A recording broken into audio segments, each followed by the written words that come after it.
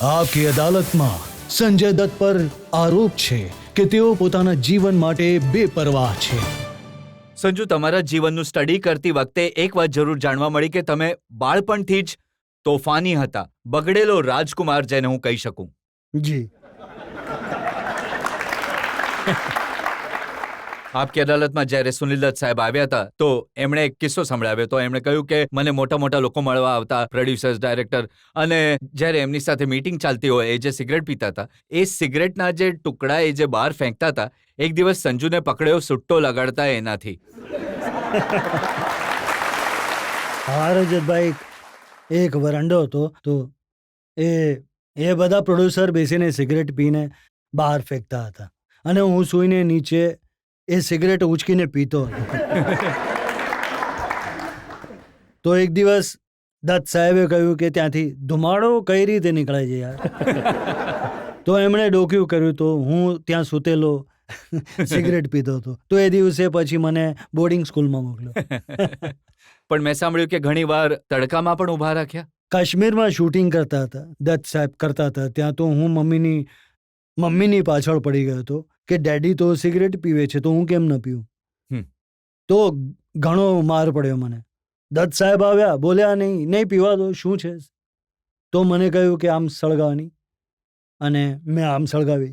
બોલ્યા આમ કરીને અંદર લઈ લે, ધુમાડો લે અંદર અને નાકથી બહાર કાઢ. મેં કહ્યું આખી સિગરેટ પી ગયો. તો દત્ત સાહેબ પરેશાન કે આ શું થઈ ગયું. તડકામાં ઊભો રાખ્યો, હજી માર્યો. એ તો આ આદતોથી બચાવવા માટે તમને મોકલી દેવામાં આવ્યા બોર્ડિંગ સ્કૂલમાં. જી, હું બોર્ડિંગ સ્કૂલ લોરેન્સ સ્કૂલ સનાવરમાં હતો 11 વર્ષ. અને લોરેન્સ સ્કૂલમાં તમે કેવા કેવા તોફાનો કરતા હતા એ જાણવા માટે અમે તમારા ટીચર સાથે વાત કરી. એ પુરાવા છે મારી પાસે, હું તમને સંભળાવું તમારા ટીચર શું કહે છે તમારા તોફાનો વિશે.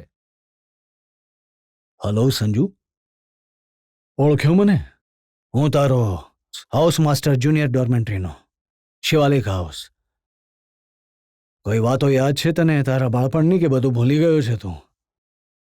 ખાસ કરીને ભુટ્ટાવાળી, મકાઈની રેડ, પોલ્ટ્રી ફાર્મની રેડ, અને પોલ્ટ્રી ફાર્મની રેડ પછી જ્યારે તને પનિશમેન્ટ આપી હતી એ.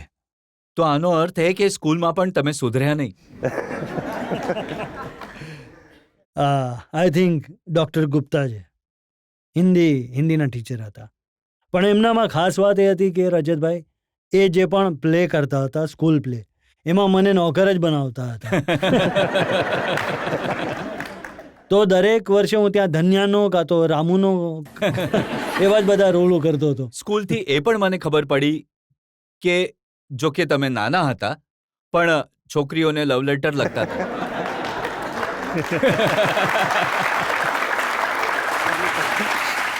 એ વાત સાચી છે રજતભાઈ. લેટર્સ તો હું 15 લખતો હતો, કહેતો હતો એક તો ફસાશે. પણ એ આશિક મિજાજગી આજે પણ યથાવત છે. હવે તો ઉંમર થઈ ગઈ રજતભાઈ, હવે એ આશિક મિજાજ થોડો ઓછો થઈ ગયો. પણ જે ઇન્ડસ્ટ્રીમાં હું કિસ્સાઓ સાંભળું છું એમાં એવું છે કે તમારું બીજા કોઈ સાથે બને કે ના બને, ફિલ્મની હિરોઈન સાથે જરૂર બની જાય છે. બિલકુલ સાચું રજતભાઈ. કોઈ મને પૂછે કે તારી ફેવરેટ હિરોઈન કોણ છે, તો હું કહું છું બધી. કોઈ ફેવરેટ નથી, ઓલ આર ફેવરેટ્સ. કારણ કે તમે એકનું નામ લેશો તો બાકી નારાજ થઈ જશે. કદાચ એ થઈ શકે. દત્ત સાહેબની આપણે વાત કરી. નરગિસજી હર દિલ અઝીઝ, દુનિયા એમને પ્રેમ કરતી હતી. અને દત્ત સાહેબ તો શું કહીએ એમના વિશે, એટલી લોકો એમની રિસ્પેક્ટ કરતા હતા, પ્રેમ કરતા હતા. દત્ત સાહેબ કદાચ નહોતા ઈચ્છતા કે તમે આટલા જલ્દી એક્ટર બનો. બિલકુલ સાચું રજતભાઈ. એ નહોતા ઈચ્છતા કે એ ઈચ્છતા હતા કે હું કોલેજ કમ્પ્લીટ કરું, એ કરું. મેં વિચાર્યું એક્ટર બનવું થોડી સહેલી વસ્તુ છે, તો થોડું એ જ કરું, કોણ ભણશે યાર. તો મેં ડેડીને કહ્યું કે હું એક્ટર બનવા માંગુ છું. તો એમણે કહ્યું તને શું લાગે છે એ ઘણું સહેલું છે? તો મેં કહ્યું નથી, સહેલું નથી, પણ મેં કહ્યું કે ભણવાનું જરા. તો બોલ્યા ઠીક છે બેટા, આવી જા. અને પછી મને ખબર પડી કે કેટલું મુશ્કેલ કામ છે એક્ટર બનવું. પછી એમણે મને 2 વર્ષ ટ્રેનિંગ, એટલે કે હોર્સ બેક અને બધું કરાટે ને સ્વિમિંગ ને હાથે બધું કહ્યું કે ભણવાનું સારું છે. આ તમારી ફિલ્મોના નામ વાંચી રહ્યો તો શરૂઆતના દિવસોની 90sની ફિલ્મો છે. ખતરનાક, જેમાં તમે કિલર બન્યા સૂરજ, ઝેરીલે, જેમાં એક કિલર બન્યા રાકા, ક્રોધમાં તમે ડોન બન્યા, 91માં યોદ્ધા આવી, એમાં તમે ડોન બન્યા, 93માં ખલનાયક, નાયક નહીં ખલનાયક હું મેં, આતિશ, વાસ્તવ, હથિયાર, કાંટે, દરેક ફિલ્મમાં તમને આ ભાઈગીરીનો શું શોખ ચડે છે?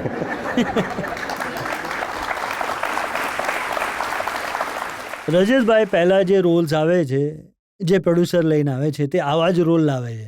અને એક ડાર્ક કેરેક્ટર, હું કહી નહીં શકું, એક ગ્રે કેરેક્ટર કરવું એ એક એક્ટર માટે ઘણું ચેલેન્જિંગ હોય છે.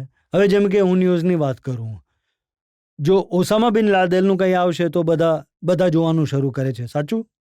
Do you know, it's like એવી જ વસ્તુ છે એક્ટિંગમાં, એટલે કે એક ચેલેન્જ થઈ જાય છે એક એવો રોલ. એક મોટા ડાયરેક્ટરે મને કહ્યું કે સંજય દત્તને ગન્સનો, પિસ્તોલ્સનો ઘણો શોખ હતો ને એક દિવસે સેટ પર AK-47 લઈને આવી ગયા હતા. બાપ રે.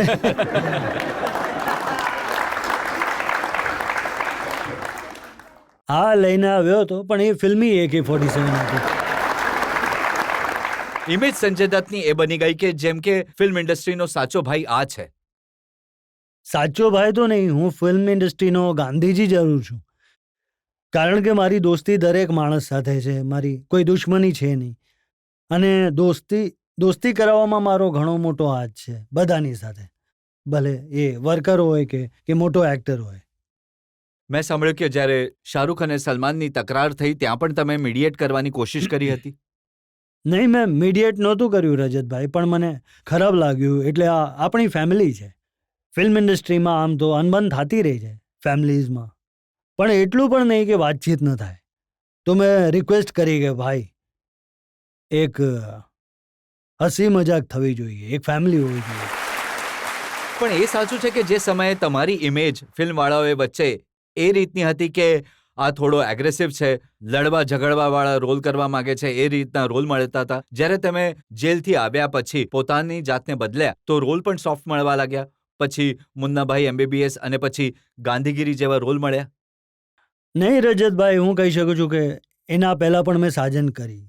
સાજન એક લવ સ્ટોરી હતી, સડક એક લવ સ્ટોરી હતી.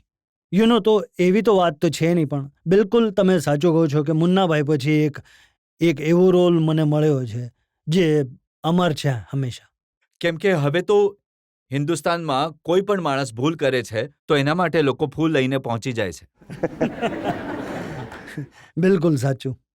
તો તમને એ જવાબદારીની જાણ છે કે તમે આ રોલ કર્યો એના પછી લોકોની એક્સપેક્ટેશન તમારી પાસે શું થઈ ગઈ છે? બિલકુલ છે, અહેસાસ છે, અને પોતાને આ રીતે બનાવવા જ જોઈએ. આઈ મીન, જેમ કે હવે એક ઘટના હું કહું છું તમને. આ રિક્ષાવાળા ઘણા હેરાન કરે યાર, યુ નો. તો અહીંયા રિક્ષા, ત્યાં રિક્ષા. એક દિવસ મેં કહ્યું, ભાઈ આ શું કરું છું યાર, ગાડી ઠોકાઈ જશે યાર. તો એ ઉતર્યો, મને કહે, કેમ બે, તને શું છે, તું તારી લાઈન પર જા ને. મેં કહ્યું, ભાઈ.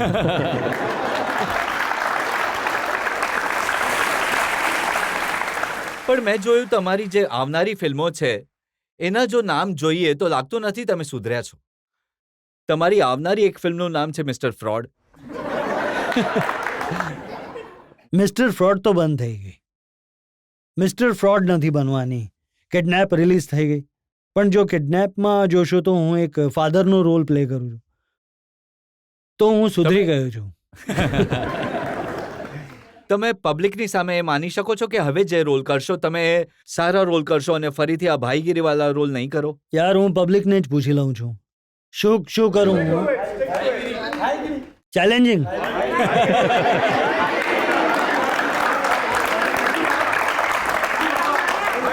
Okay sir. સંજુ, આ એક કંઈક કમાલની વાત છે. તમે જીવનમાં ઘણી ભૂલો કરી, તમે પોતે માનો છો કે ઘણીવાર ભૂલો થઈ, જનતાએ તમને દરેક વખતે માફ કરી દીધા. તો આ કયો જાદુ છે જેથી તમે જનતા પર કબજો કરીને બેઠા છો? ભૂલો મેં કરી છે અને કદાચ ભગવાને મને એમાં નાખ્યો છે જેથી હું લોકોને એવું દેખાડું કે ડ્રગ્સ બહુ ખરાબ છે. એક લો જાણવો જરૂરી હોય છે. દેશમાં એક કાનૂન જાણવો જ જોઈએ. મને નહોતું ખબર કાયદો શું હતો. આઈ મીન આ બધી વસ્તુઓ છે જે હું ભગવાને જ મને આમાં નાખ્યો જેથી હું લોકોને જણાવી શકું. પણ જે ફિલ્મ ઇન્ડસ્ટ્રીના લોકોથી અમારી વાત થાય છે, જે તમારી સાથે કામ કરે છે, બધા કહે છે કે સંજુ ઘણો પ્રેમાળ માણસ છે. બધા કહે છે કે સંજુ ઘણો સારો માણસ છે. પણ સાથે સાથે એમ પણ કહે છે કે ભૂલ એટલા માટે કરે છે કારણ કે થોડો બેવકૂફ છે. ચાલો એ એમનો પ્રેમ છે, મને બેવકૂફ કહ્યો. પણ જેમ કે મેં કહ્યું કે દરેક છોકરો જે મોટો થાય છે ભૂલ કરે છે ક્યારેક ને ક્યારેક. તમે તમારા જીવન પ્રત્યે બેદરકાર રહ્યા એ વાતને તમે માનો છો? જી બિલકુલ માનું છું. તો હવે કંઈક સુધારો આવશે એ બેદરકારીમાં? 50 વર્ષનો થવાનો છું, સુધારો તો થાય જ નહીં.